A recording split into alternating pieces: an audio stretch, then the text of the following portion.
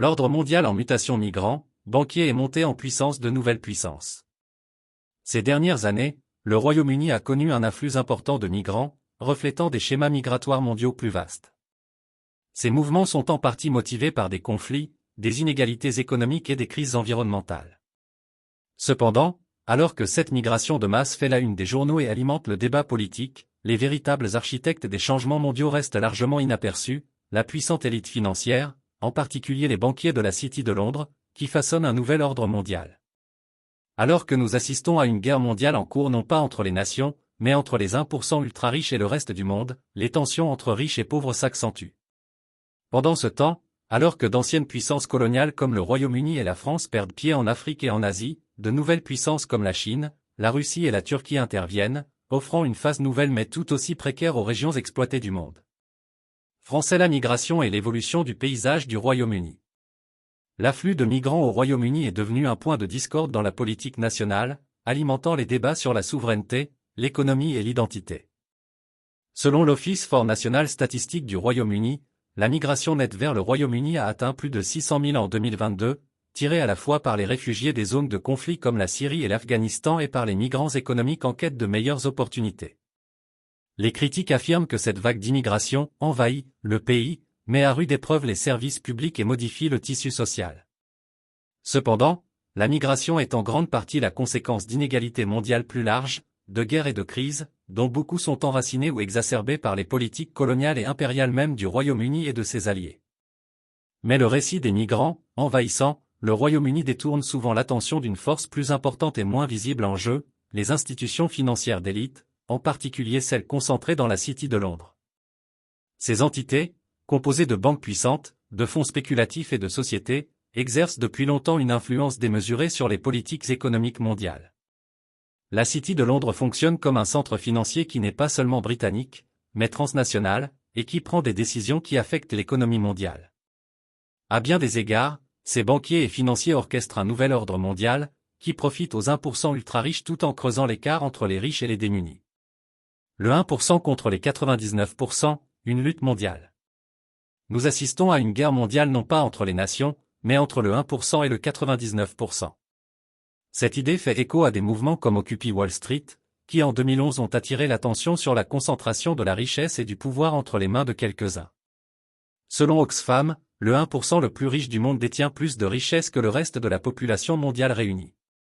Cette concentration du pouvoir a de graves conséquences, car elle permet à l'élite de façonner les politiques sur tous les plans, de la fiscalité à la réglementation environnementale en passant par les conflits militaires. Cette lutte mondiale se manifeste de diverses manières.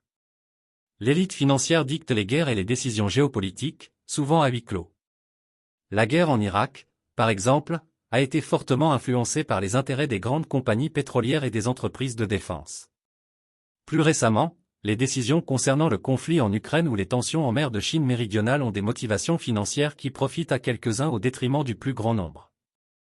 Le 1% mondial oriente essentiellement les dirigeants mondiaux, en utilisant des personnalités politiques comme intermédiaires pour mettre en œuvre leurs décisions. Si la guerre nucléaire ne provoque pas la fin de l'humanité, l'augmentation des inégalités et de la privation de droits pourrait conduire à des soulèvements et des révolutions de grande ampleur. Du printemps arabe des années 2010 aux récentes manifestations en France et aux États-Unis, nous avons vu comment les difficultés économiques et la corruption politique peuvent déclencher des troubles généralisés. À mesure que l'écart entre les riches et les pauvres se creuse, ces soulèvements pourraient s'intensifier et se transformer en révolution mondiale. L'histoire montre que lorsque les élites se détachent trop du sort des masses, leur arrogance conduit souvent à leur chute, une leçon apprise lors des révolutions françaises et russes.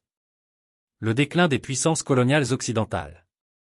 Alors que l'élite mondiale joue son propre jeu dangereux, les anciennes puissances coloniales comme le Royaume-Uni et la France perdent leur emprise sur l'Afrique et l'Asie. Autrefois acteurs dominants de la colonisation de ces régions, elles sont désormais confrontées à une concurrence croissante de nouvelles puissances, la Chine, la Russie et la Turquie. L'initiative chinoise Belt and Road, les engagements militaires de la Russie et l'influence croissante de la Turquie en Afrique ont pratiquement remplacé la présence traditionnelle du Royaume-Uni et de la France sur le continent. La Chine a établi une vaste présence économique en Afrique, investissant dans des projets d'infrastructures en échange d'un accès aux ressources. La Russie, quant à elle, a étendu son influence par le biais de partenariats militaires et d'alliances stratégiques, en particulier dans des pays confrontés à des conflits internes, comme la République centrafricaine. La Turquie, tirant parti de ses liens historiques et culturels, a accru sa présence dans la Corne de l'Afrique et en Afrique de l'Ouest, renforçant ainsi son industrie de la défense. Ce changement s'inscrit dans une réorganisation plus large du pouvoir mondial, les colonisateurs occidentaux traditionnels cédant de l'espace à des acteurs non occidentaux émergents. Cependant, cette nouvelle ère d'engagement avec l'Afrique est loin d'être altruiste. Comme les puissances européennes avant elle, la Chine, la Russie et la Turquie sont principalement motivées par l'accès aux vastes ressources naturelles de l'Afrique: pétrole, gaz, minéraux et terres agricoles. Tant que la corruption restera ancrée dans les systèmes politiques, l'Afrique pourrait tout simplement échanger un groupe d'exploiteurs contre un autre. La lutte de l'Afrique est la nouvelle ère de l'exploitation. L'Afrique est depuis longtemps un champ de bataille pour les puissances étrangères qui cherchent à exploiter ses ressources, et sa population continue de faire les frais de cette exploitation. Les promesses de développement et de progrès faites par de nouvelles puissances comme la Chine et la Russie sonnent souvent creux. Pour de nombreux Africains, l'espoir d'un miracle, une sortie du cycle de la pauvreté et de la corruption reste illusoire. Selon les Nations Unies, 433 millions de personnes en Afrique subsaharienne vivent dans l'extrême pauvreté, et ce nombre continue de croître malgré les investissements et l'aide étrangère.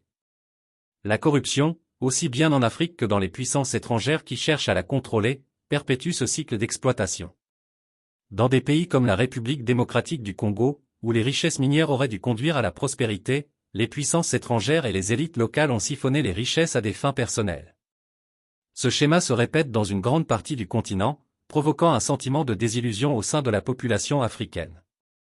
Bien que de nouvelles puissances aient remplacé les anciens dirigeants coloniaux, les mécanismes d'exploitation restent largement les mêmes. Tant que les systèmes mondiaux continueront de favoriser les 1%, que ce soit à Londres, à Pékin ou à Moscou, la longue lutte de l'Afrique pour une véritable libération se poursuivra. Conclusion.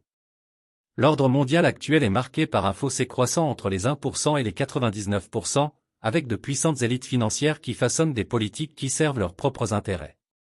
Pendant ce temps, les anciennes puissances coloniales comme le Royaume-Uni et la France perdent de l'influence en Afrique et en Asie, remplacées par des puissances émergentes comme la Chine, la Russie et la Turquie.